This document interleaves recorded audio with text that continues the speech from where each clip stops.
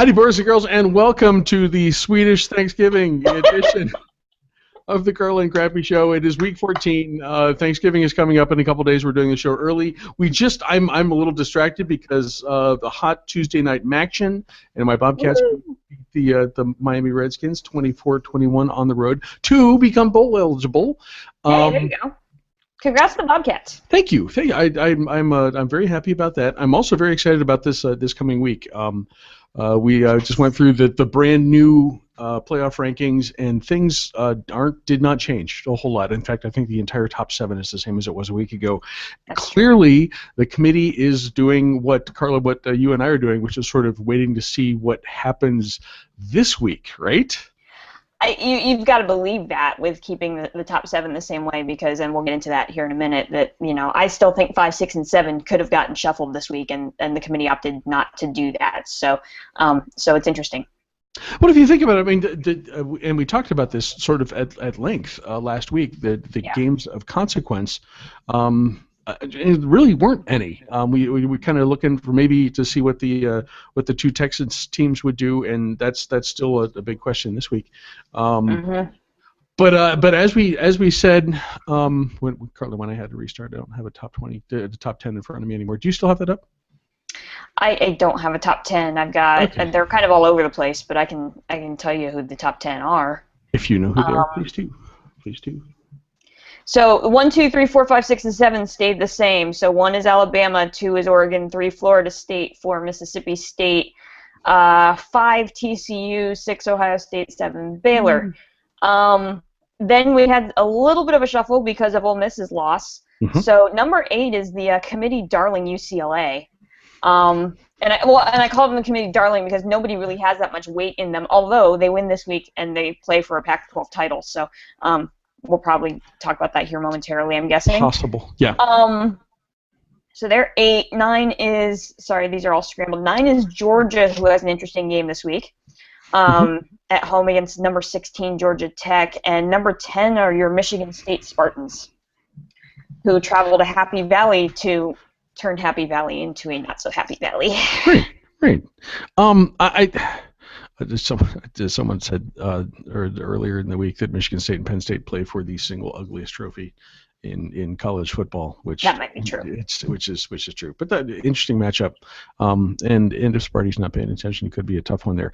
I actually kind of think of all of the top 10, Michigan State's probably the one team in that list that I would say for sure has no shot, has none.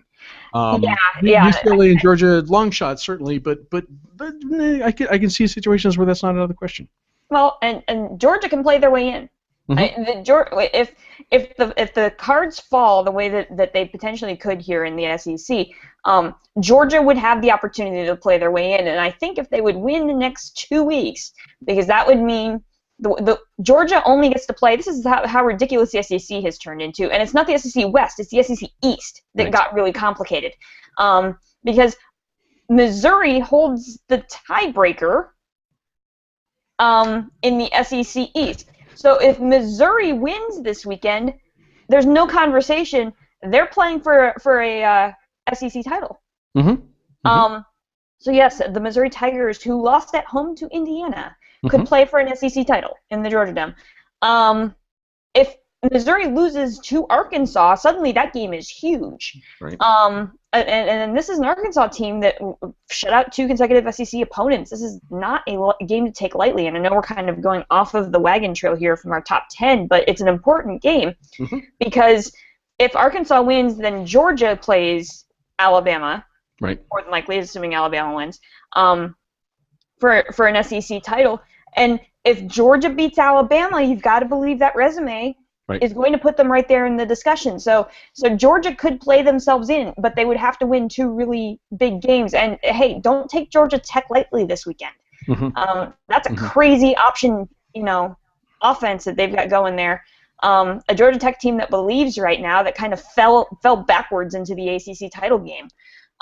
They've got nothing to lose this week. All they can do is go up. So you've got to believe they're gonna play with a head full of steam, and that's gonna be an interesting game between the hedges. I'm excited to see that one. I'm looking here. That's a noon start on Saturday. and right around the I'm going to be in Atlanta, so that then thank goodness they're not playing at Georgia Tech, because that would just destroy traffic. At least they're in Athens, but I know, isn't that sad? There's a really awesome football game happening, and all I care about is whether or not it's going to affect my traffic in Atlanta. The only traffic I'm going to be dealing with on Saturday is whatever traffic there is in Columbus at probably about 7 o'clock in the morning. Yeah, you've got an early game. Yes, we do, and I'm very happy about that. To kind of go through the list, just as a refresher, guys, we kind of changed the format a week ago, jumping into this playoff thing with both feet. So we're kind of focusing on the top 10. Next up, of course, would be UCLA. Can UCLA conceivably beat Oregon? Is that a possibility? I don't think so, but it is the Pac-12. Yeah. Strange things have happened. Arizona's done it once this year, and there is still a way that, and it would take a slight miracle, because UCLA, if they beat Stanford, a Stanford team that has far underachieved this year, it's a 5-5, or a 500 Stanford team right now. If UCLA beats Stanford, they're playing for a Big 12 or a Pac-12 title. Mm-hmm. If UCLA somehow loses to Stanford, then suddenly your Arizona State game, what's that called? The Commonwealth Bowl, I think. I don't know what that's called. Yeah, I think it's the Commonwealth Bowl. The Arizona State game suddenly becomes the game to decide the Pac-12 South. I would like Arizona's chances to beat Oregon again, more than I like UCLA's chances to beat Oregon. I don't know. Nobody seems to be sold on UCLA. I'm not really sold on them either. I mean, they struggled against Memphis, but Memphis is a good team. I don't know. I haven't seen enough really to warrant. I still like Arizona and Arizona State better than I like UCLA, but hey, they got the record, and they got the tiebreakers. So more power to them if they win this week. We're gonna jump over Baylor for just a second. Talk about my Buckeyes. Obviously, I'm excited because it's Michigan week. It is the pinnacle of the regular season, regardless of what is happening with either teams. Is the game that I look forward to, and it's for Ohio State to get into the playoff, you want big style points this week. And you kind of hope at this point that Wisconsin is your opponent in the Big Ten championship game. That's an interesting discussion now, isn't it? Yes. Either way, Ohio State's going to get which is Ohio State has clinched the East. Yes. Will get a ranked team in the title game. So you hope for, if you're a Buckeye fan like me, you hope for the higher-ranking team of the two, and Wisconsin's 14. Minnesota's 18th. Dramatically this week. They were one of the big risers. And here's the interesting thing about that game. You bring up a good point there. Yes, Wisconsin is the more highly ranked team, but Ohio State doesn't want to play Minnesota. No. They already played them once, and Minnesota played them well. And B, that's the common opponent with TCU. Right. So you want to go dominate a Wisconsin team, not a Minnesota team, because if Minnesota turns around Zoom, crazy things that could happen there. That if Minnesota looks good but Ohio State wins, but TCU is ranked above Ohio State. Which we'll do. This is fun so far. I've had a thing for playing teams twice in the same season. Dangerous. This goes back to 1979 when Ohio State waxed UCLA on the road in the regular season, and then played UCLA for a game that would have won Ohio State the national championship after going through the regular season undefeated. And losing to the Bruins in their second game of the year. I'm not sure I would compare Minnesota to that UCLA team, but situation that's just an uncomfortable thing. Baylor, TCU, we talked about them last week. We talked about them again this week. But TCU has an interesting game. We mentioned a few weeks ago that Baylor has the stronger schedule on the back end of the season. But TCU's game against at Texas on Thursday night actually I think has become more interesting than we might have thought. Texas has improved dramatically, I think. And certainly this is not an automatic game. I did look up. Yeah, TCU's a touchdown favorite on the road on Thursday night. Baylor is favored by, I think, 300 or 400 points at Texas Tech on Saturday. 24 and a half according to ESPN. Okay. So yeah, close enough. somewhere in there. Once again we're talking about the Texas State Championship for the second week in a row. Who has a better chance to make some improvement, Baylor or TCU this week? Gosh, that's a great question. I think Baylor by far has the easier opponent. Baylor will need style points. Mm-hmm. For sure. TCU's got the tough opponent with the tough defense. Mm-hmm. Texas doesn't really, they're still kind of iffy on offense, but that defense is really kind of shored up. Yep. If TCU struggles against a Texas defense, which Baylor handled pretty well, that was the game that Bryce Petty didn't have a great game, and everyone was like, he didn't have a great game against Texas, really? Mm-hmm. And then as the season rolled on, we were like, okay, wait, maybe Texas actually has a good defense. Yeah. Gosh, who does gain more? That's a really great question, because if TCU dominates Texas, you've got to believe that that's going to secure their spot ahead of Baylor, because that's where they currently sit. Mm-hmm. If TCU struggles against Texas and Baylor blows out Texas Tech as it should, does that even that race up a bit? I think so.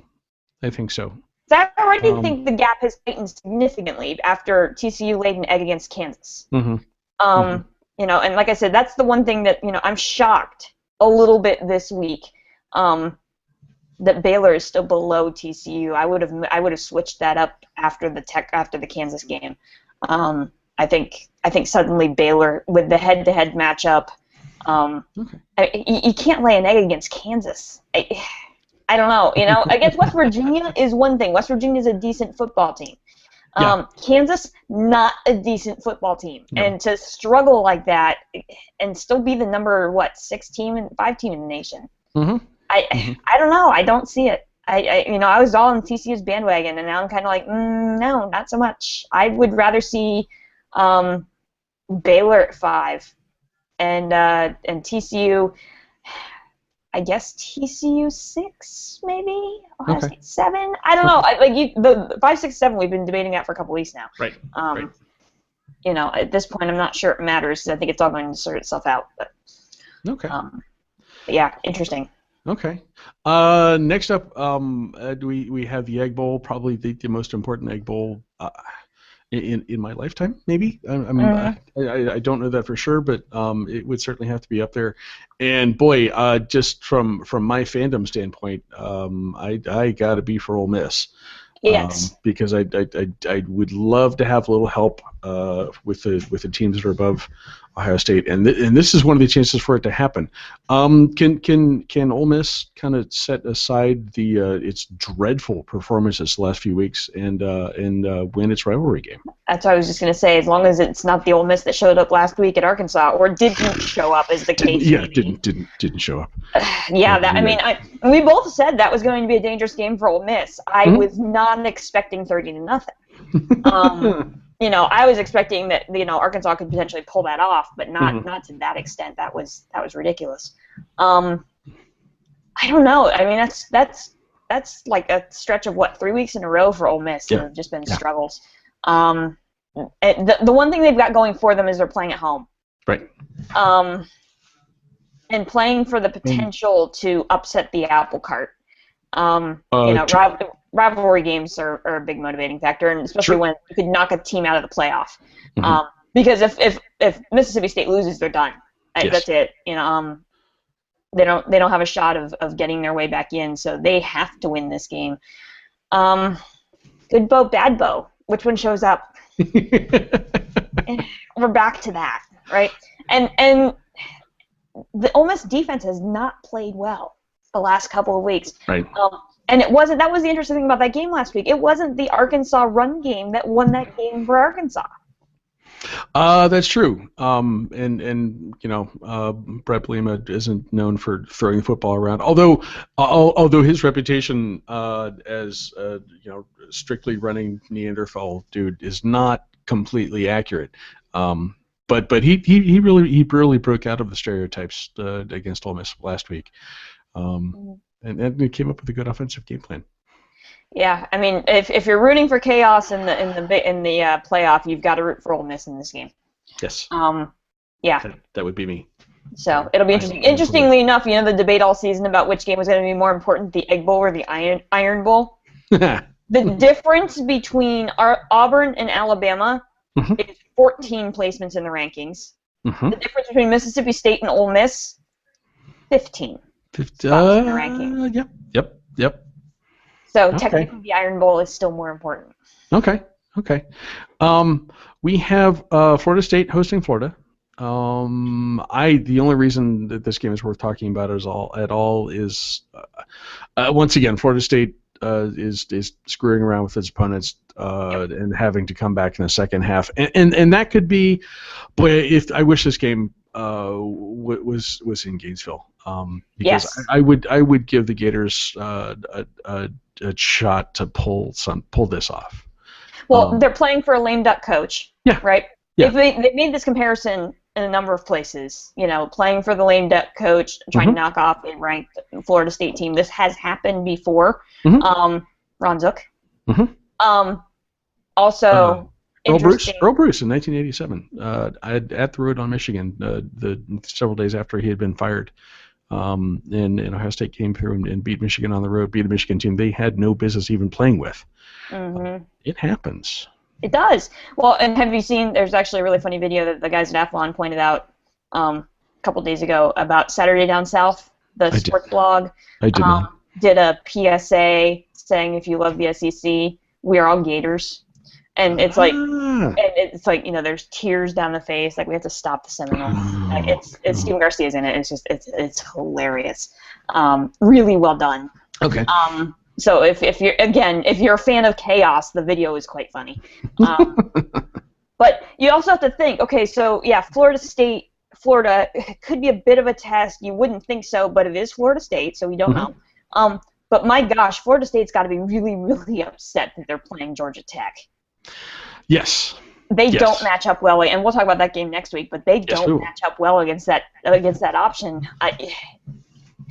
It's not going to be easy for them to stay undefeated. And you've got to believe if they lose one game. I think so. If Florida State loses one game, the way they have been bumped down over the last month, even as they continue to win, we've talked about the committee looking for quality now, and Florida State, you know, Jimbo's got a point that, you know, we're the only ones who are finishing our games, although he forgot about Marshall when he was talking about that. But does Marshall count? No. If a tree falls in the forest, does Marshall count? In this instance, no. Sorry, Marshall. Yeah. But yeah, I think that's pretty clear. If it feels like committee is waiting for a shoe to drop with Florida State, and boy, if it does, they're done. That is my gut feeling. The only saving grace Florida State might have is if by some miracle either Oregon or Alabama also loses. Yeah. In the last 2 weeks, and then but they would need help. They do. They would definitely need help. Okay. We have Oregon and Oregon State. Don't need to spend a lot of time on this, do we? I don't think so. You feel bad for Oregon State. You know, they would need this to go bowling, and Yeah. Sorry, Corvallis. And then in Tuscaloosa on Saturday evening, Auburn visits Alabama. Could Auburn do something like they did last year? Well, it is the Iron Bowl, so you never say never, right? I don't know. I think Auburn can keep this close. I think they'll make it uncomfortable for Alabama, but you look at the numbers for Alabama and you kind of scratch your head and wonder how they lost to Ole Miss. Right. No, I think Alabama wins this game. I think it's uncomfortable probably until the third quarter. Although the games that we've said that Alabama would be uncomfortable in and pull away late, they've dominated from the outset. So, true. So, I'm saying that now, but, it would not shock me if it was 21-0 at the half, because that's just what Nick Saban teams do sometimes. Yep. So, no, I think Alabama wins this game. I just hope it's entertaining. Okay. So I'm going to be in a hotel room watching it, so, I want an entertaining Iron Bowl. It certainly worked out that way. We'll see if we get the same thing this time.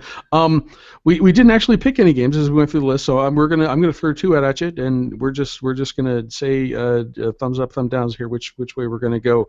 Let's do the Iron Bowl. Auburn and Alabama. I think that one goes Alabama. I agree. And let's do, just because we may never have this chance again, Carla, let's do the Egg Bowl. Who's going to win that one?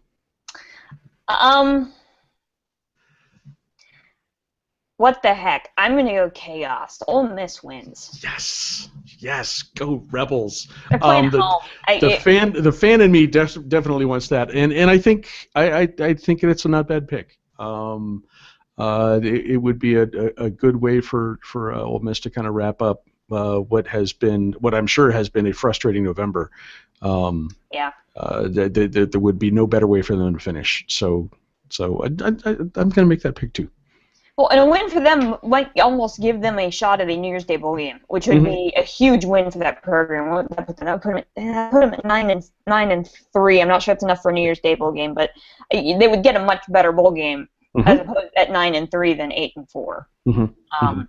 So they do have something to play for. It's not a playoff spot, but okay. Yeah. Okay. Well, we didn't have a whole lot of games to be excited about last weekend. We have almost too many to be excited about this weekend, and starting on Thursday night into Friday, all the way through Saturday. Carla, have a happy Thanksgiving and enjoy all this stuff. Thanks, you too. And we didn't even dive into the lower slate, like the whole fact that Boise State's ranked ahead of Marshall and what would have to happen there. There's all kinds of fun stuff going on. That's another whole show. Screw those guys.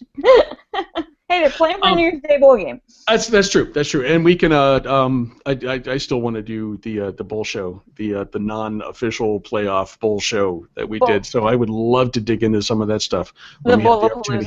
Yes, Bowlapalooza. I'm working on it. Okay. So. And next week, we don't have to wait for Bowlapalooza for good stuff, because next week we got a whole bunch of conference championship games to talk about, right? Yes, we do. At least, there's 5 big ones to talk about, plus some of the smaller ones that could be playing for New Year's Day bowl games, and all kinds of crazy stuff's going to happen next week. Good stuff. Starts on Friday too. Pac-12 title games Friday night. So. It's going to be fun, guys. Enjoy your Thanksgiving and enjoy your college football. Enjoy your Ohio Bobcats victory over the Miami Redskins. No, that's just you. Right. That's just me. That's just me. And we will, anyway, enjoy it all, and we will see you back here next week. Carla, have a great weekend. Thanks. Happy Thanksgiving. Thanks, you too. See you guys.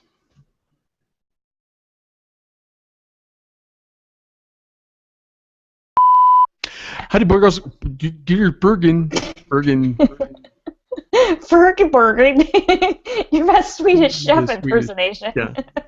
It laps into that sometimes. Happy Thanksgiving. I'm not sure why that is. Maybe that's it. Maybe.